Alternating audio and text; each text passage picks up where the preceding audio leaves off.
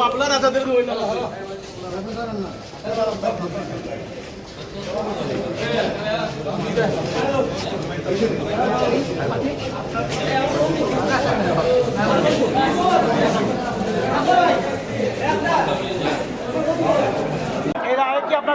না, আমরা সন্তুষ্ট না।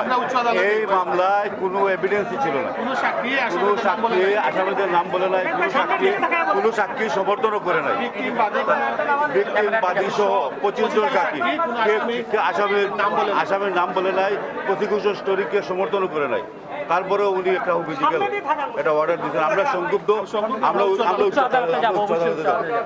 এই রায়ে আমরা সন্তুষ্ট নয়, আমরা শাহ মোহাম্মদ মুশাহিদ এখানে একটা জিনিস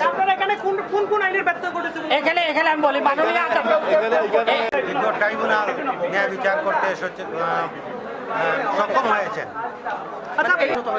স্বাভাবিক একটা ঘটনা, রাষ্ট্রপক্ষ বিজ্ঞ বিচারক অনেক তথ্য উপাত্ত বিচার বিশ্লেষণ করে, সাক্ষীদের জবানবন্দি সব কিছু বিচার বিশ্লেষণ করে যে জাজমেন্ট দিয়েছেন, সেটা আমার দৃষ্টিতে আমরা রাষ্ট্রপক্ষ সন্তুষ্ট। আচ্ছা, এই যে 4 জন আসামিকে যে খালাস দেওয়া হয়েছে, তাদেরকে আসলে কি ভিত্তিতে খালাস দেওয়া হয়েছে? আসামি পক্ষ বলছে সেটাও তো তারা খুশি না।